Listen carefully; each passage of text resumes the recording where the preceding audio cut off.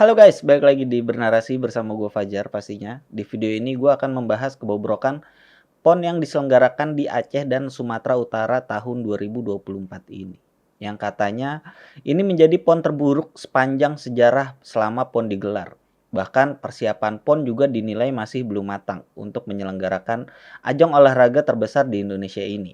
Mulai dari stadion yang masih dalam proses pembangunan, atau venue yang jebol, sampai makanan untuk para atlet yang dianggap tidak layak. Lalu bagaimana kebobrokan PON 2024 ini? Mari kita bicarakan di video It's Time kali ini guys. Tapi jangan lupa like, share, dan subscribe dulu.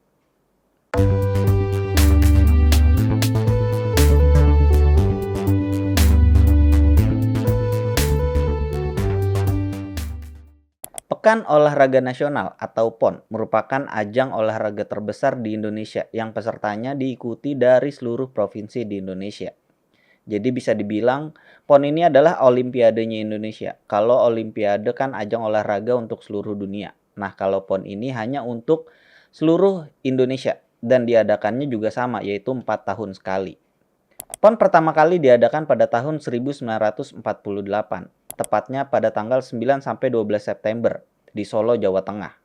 Nah, di tahun 2024 ini, PON diselenggarakan di 2 provinsi yaitu Aceh dan Sumatera Utara pada tanggal 10 sampai 18 September 2024. Untuk mempersiapkan ajang olahraga paling bergengsi ini sebetulnya sudah dimulai jauh-jauh hari.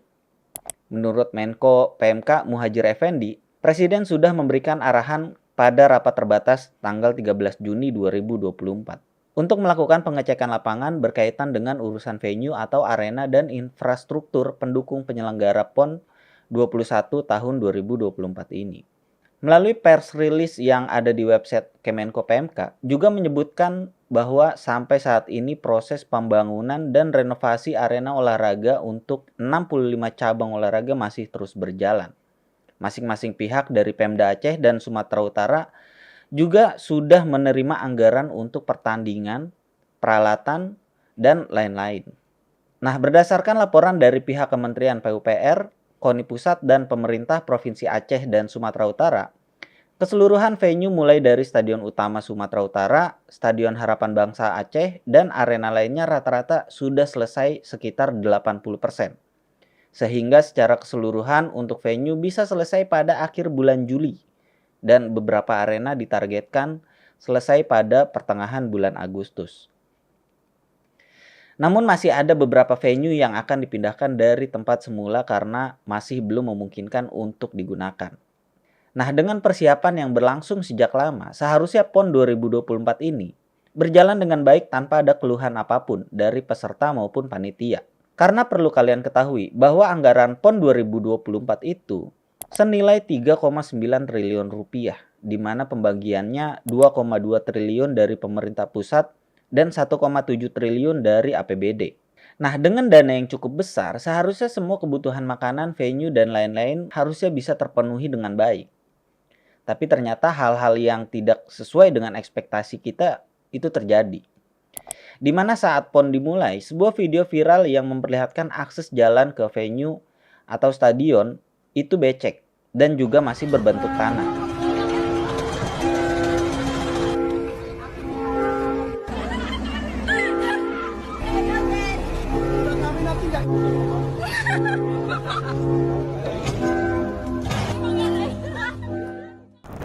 Udah gitu ada lagi kaca di tribun penonton cabang olahraga voli jebol sampai nimpa penontonnya. Table ready, play ready. Referee, are you guys ready? Let's play the game. Mau untuk berpindah tempat buat para pemain.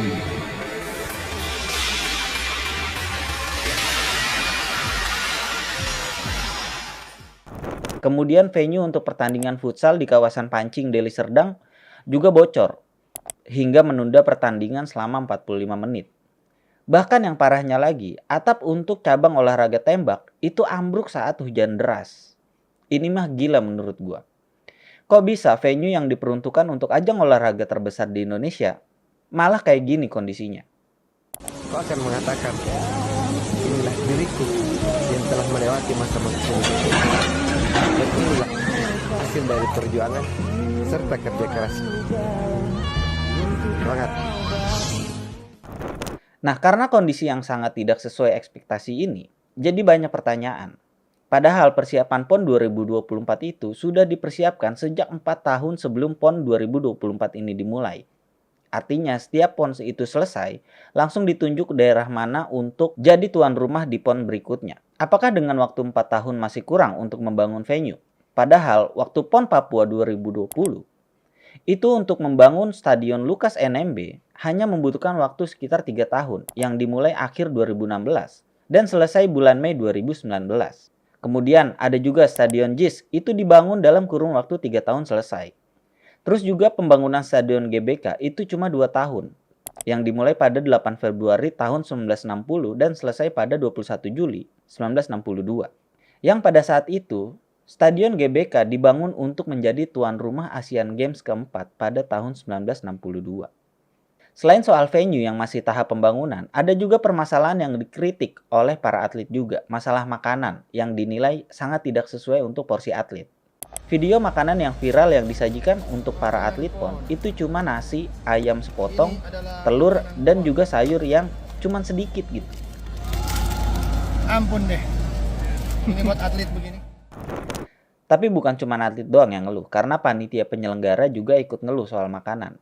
Karena makanan yang dikasih ke tim panitia dan wasit cuma tempe sepotong sama sambal kentang doang, lu bayangin. Untuk panpel, semua wasit-wasit. Hanya tempe sepotong sama sambal kentang. Udah mah menu makanannya sedikit, ditambah lagi ada video viral katanya makanan untuk jam 9 malam tapi dibagiinnya jam setengah 11 malam, lu bayangin. Bapak dari mana, Pak? Dari Banten, Pak. Dari Banten. Belum makan malam, Pak? Belum ada, Pak. Belum ada makan malam ya? Kalau Bapak dari mana, Pak? Jatim. Jatim. Belum makan malam, Pak ya? Belum. Baru katanya ya, Pak? Katanya. Baru katanya. Ini juga dari Banten nih, Ayah ya? Apalagi saya jauh-jauh dari Cipocok. Nah, itu tuh. Ya, anak saya juara pecah rekor nasional ini. Kemarin Olimpiade, malah di sini makannya gimana ini? Dan bukan cuman makanan pokoknya aja yang porsinya nggak sesuai. Sampai ke snack untuk para atlet juga sangat menyedihkan kondisinya. Lu bayangin, ada sebuah snack, satu box cemilan yang isinya roti sama santan kemasan, lu bayangin. Psikopat mana yang makan roti pakai santan kemasan gitu kan. Udah mah rotinya juga yang murah gitu, paling juga cuma 3 ribuan perak. Dan menurut gua, daripada lu kasih santan yang jelas-jelas bukan untuk diminum, mendingan dikasih panter, tau gak lu? Harganya juga murah dan bisa langsung diminum gitu, nggak harus dimasak kayak santan gitu kan. Padahal anggaran untuk cemilan atau satu box snack yang disediakan oleh panitia besar PON 21 2024 itu sebesar Rp18.900 untuk satu boxnya. Kok bisa isinya cuman roti sama santan kemasan? Itu mah kalau di total palingan juga harganya cuma 6.000 perak. Kan jauh banget dari harga yang seharusnya. Sedangkan untuk konsumsi atau makanan pokok, satu box makanan pokok itu harusnya mencapai Rp50.900 sekali makan. Nih ya, kalau satu porsi atau satu kali makan harganya 50.000 lah taruh.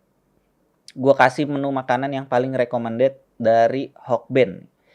Ada paket C yang paling mahal itu cuma Rp56.500 yang isinya udah sangat layak. Yaitu nasi yang wangi dan enak khas Hokben gitu ya. Ditambah dengan beef teriyaki, ada 2 piece shrimp roll dan 1 piece tori ball. Dan ada saladnya juga. Kalau misalkan masih kemahalan, ada lagi paket yang lebih murah yaitu simple set chicken teriyaki 1 yang harganya cuma 42.000.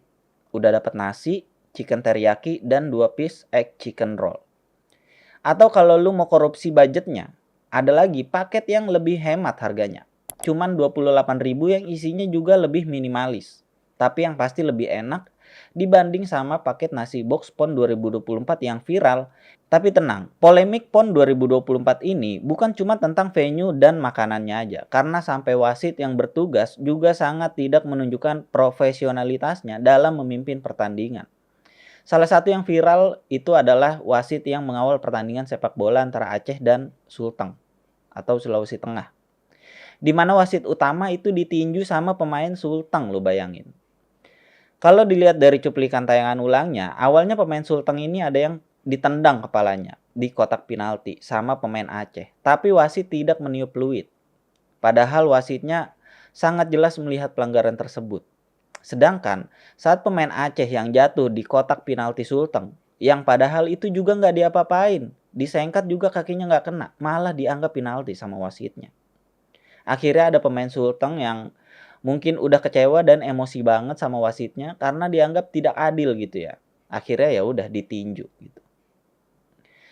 Kericuan juga terjadi di cabang olahraga sepak bola wanita antara Sumatera Utara lawan Babel, di mana official team manager itu mengejar wasit dan memberikan sedikit pukulan kepada wasit yang saat itu memimpin pertandingan. Dan yang lucunya lagi, saat pertandingan sepak bola antara Jatim lawan Aceh. Tapi ini bukan karena wasitnya yang memihak, tapi alam yang tidak memihak. Di mana papan sponsor yang ada di pinggir lapangan itu terbang sampai masuk ke dalam lapangan, lu bayangin. Sampai alam pun tidak merestui pertandingan itu sepertinya ya. Kemudian dari cabang olahraga tinju juga viral sebuah video yang memperlihatkan kecurangan wasit. Dari video yang viral memperlihatkan pertandingan antara Sumut lawan Lampung. Di mana ada momen saat petinju dari Sumut dipukul dan hampir KO. Saat itu wasit udah ngitung tapi nggak dilanjutin. Malah nyuruh ngelap sarung tinju pakai handuk, lu bayangin. Dan di momen kedua petinju dari Sumut ini dipukul lagi sampai jatuh dan lagi-lagi bukannya dihitung sama wasit. Wasitnya malah periksa sarung tinju pemainnya. Bahkan pemainnya juga ngelepas pelindung gigi buat ngulur waktu ya. Mungkin biar ngaso gitu, kecapean gitu kan. Abis dipukul mau KO tapi wah kayaknya gue harus bertahan nih gitu. Tapi di akhir pertandingan si petinju dari Sumut ini yang dinilai menang dengan skor yang paling tinggi. Itu kan aneh banget ya dan sangat kelihatan memihak salah satu pihak gitu wasitnya. Nah, dengan berbagai kontroversi dan keluhan dari peserta PON 2024 ini, dianggap menjadi PON yang paling tidak sesuai dengan harapan karena dinilai sebagai PON terburuk sepanjang sejarah. Kekecewaan para atlet dan pesertanya juga mungkin karena persiapan dari pihak penyelenggara yang mungkin aja karena ini pertama kalinya PON dilaksanakan di 2 provinsi secara bersamaan yaitu Aceh dan Sumatera Utara. Bahkan tuduhan adanya tindak korupsi di PON 2024 ini juga sangat disorot karena besarnya anggaran yang digelontorkan pihak pemerintah itu tidak sesuai harapan dan masih banyak keluhan dari para atlet dan penyelenggara. Mulai dari penggelembungan dana, makanan, dan snack yang tidak sesuai dengan total anggaran mencapai 42 miliar. Kan gila ya. Dan setelah semuanya viral, barulah para pejabat tinggi di negeri ini memberikan klarifikasi dengan berbagai alasan. Yang sebetulnya hal-hal yang kayak gini tuh bisa ditanggulangi sebelum acara dimulai gitu maksud gua.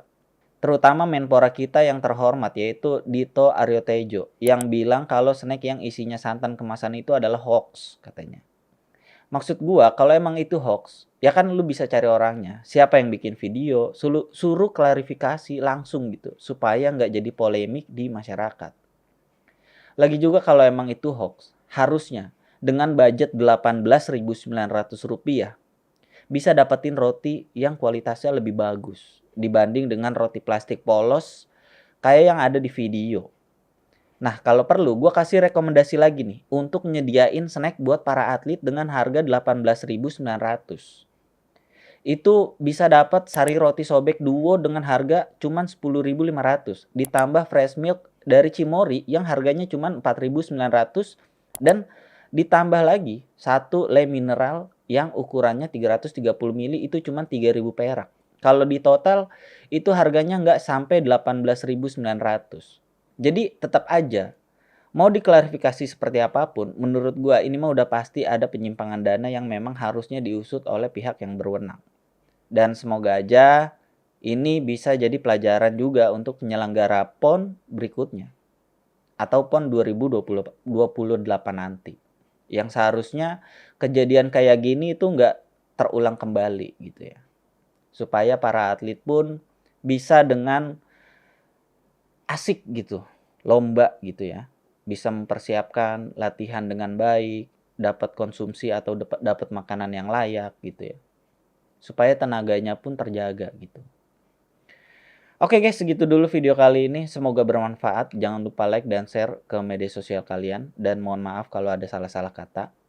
Terima kasih juga buat yang udah nonton video ini sampai habis. Jangan lupa subscribe Bernarasi. Sekian dulu gue Fajar. Sampai ketemu lagi guys di It's Time berikutnya.